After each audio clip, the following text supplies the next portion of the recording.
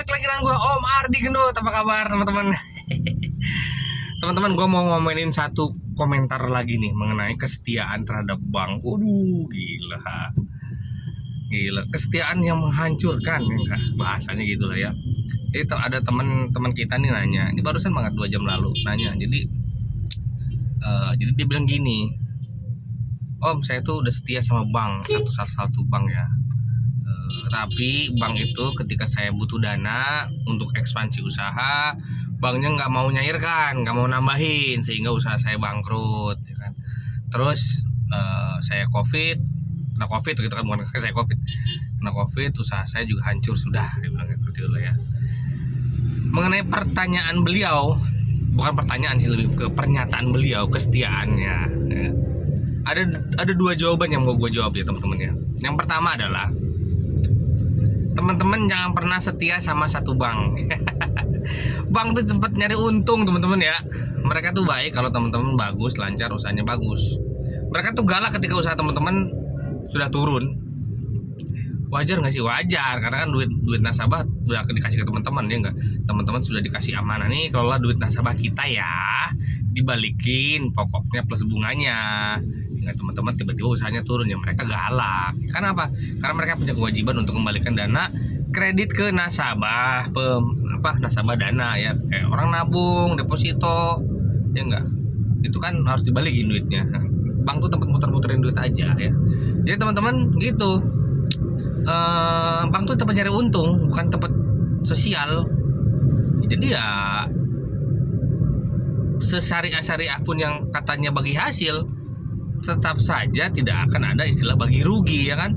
Kalau usaha teman-teman lagi terpuruk, bank juga tetap mana tahu kan kasarannya ya. Emang mana mau tahu kan usaha teman-teman gimana kek. Yang penting teman-teman masuk angsur kan gitu. Nah, itu tuh di mana-mana ya, sepanjang gua kerja di bank ya seperti itu gitu. Ya itulah yang kadang-kadang membuat gue juga ketika menagih orang lagi susah, lagi sakit, lagi apa, ya terpaksa juga harus gue lakuin, ya nggak? Karena apa? Ya karena itu kalau PNS bilang tupoksinya ya harus ditagih. Ya karena itu ya berkaitan dengan dana yang penyimpannya kan, bank sudah merelakan lah, mengamanahkan ke teman-teman. Makanya bank itu tempat nyari untung, ya enggak? Bukan tempat sosial. Jadi ya nggak usah setia banget. Selain itu ya teman-teman ya, bukan banknya yang baik sebenarnya ke teman-teman, petugasnya, pemimpinnya. Saat itu wah, saya dipermudah sama banknya. Itu bukan banknya yang mempermudah, petugasnya. Seperti itu. Ketika petugasnya ganti, ya sudah, akan berubah nggak sih sikap banknya kepada kita? Bisa berubah, tergantung penilaian. Seperti gue bilang beberapa kali di video sebelumnya, kredit di bank itu sifatnya sangat-sangat tergantung petugasnya memandang usaha teman-teman.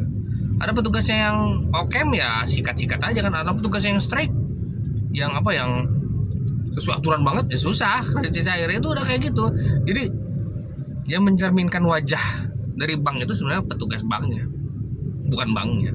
Ketika orangnya pergi, orangnya mutasi, orangnya promosi ke suatu tempat lain, ya teman-teman harus siap-siap dengan petugas baru yang mungkin cara pandangnya berbeda dengan petugas sebelumnya. Dan itu wajar ya teman-teman ya. Itu adalah jawaban yang pertama yang bakal gua jawab mengenai pernyataan. Terus yang kedua, beliau bilang bahwa di pertanyaannya bahwa dia mau ekspansi usaha tapi tidak dikasih dana oleh bank, tambahan kredit lah ya, sehingga usahanya bangkrut. Nah, yang buat bangkrut itu adalah usaha existing apa ekspansi usaha. Jadi gini teman-teman ya, kalau teman-teman mau ekspansi usaha, jangan pernah berharap banyak dari tambahan kredit, jangan pernah. Ya, teman-teman kalau ekspansi usaha, usahain pakai dana sendiri dulu. Nanti kelihatan sudah bagus, bank biasanya akan lebih yakin, lebih peduli terhadap tambahan. Kalau ekspansi usaha teman-teman juga udah berjalan dengan baik. Tapi kalau masih nol, gue nih punya debitur kredit ya, misalkan dia usahanya sembako. Pak, saya mau buka bengkel nih Pak, gini-gini, saya punya kalian gini-gini, mau tambahin kredit dong. Nah, biasanya kalau sudah ekspansi usaha yang nggak sejalan sama yang pertama, gue juga takut kasih kredit tambahannya.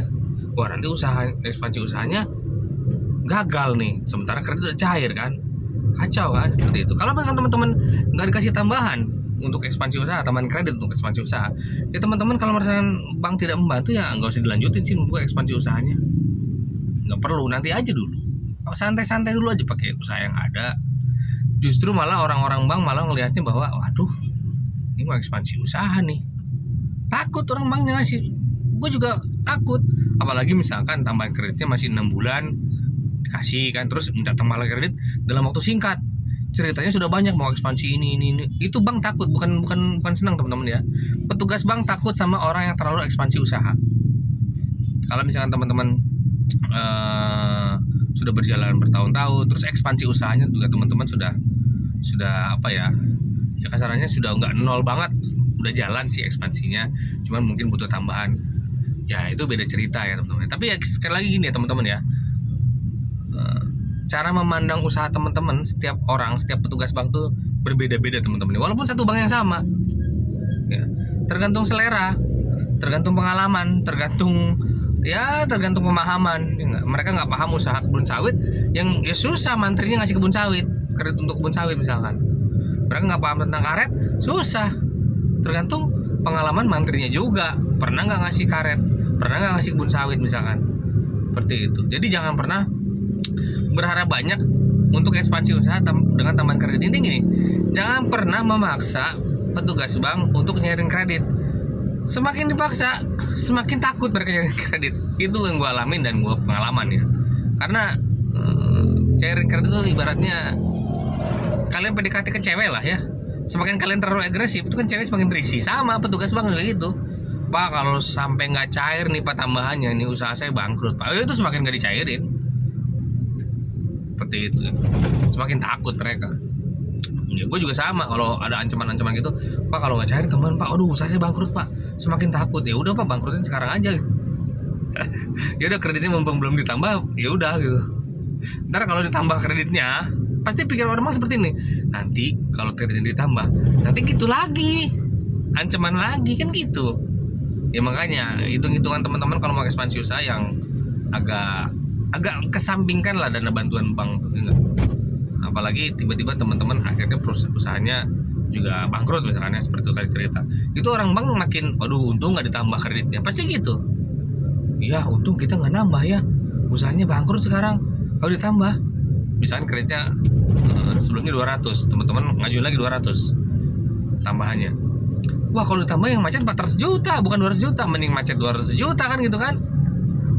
Kalau ditambah yang macet 400 juta kan gitu. Jadi gitu teman-teman ya. Jadi intinya dari dua jawaban tadi adalah, kesimpulannya adalah yang pertama, bank itu cuma cari untung ya teman-teman ya, bukan dana sosial. Jadi teman-teman gak usah setia-setia banget ya.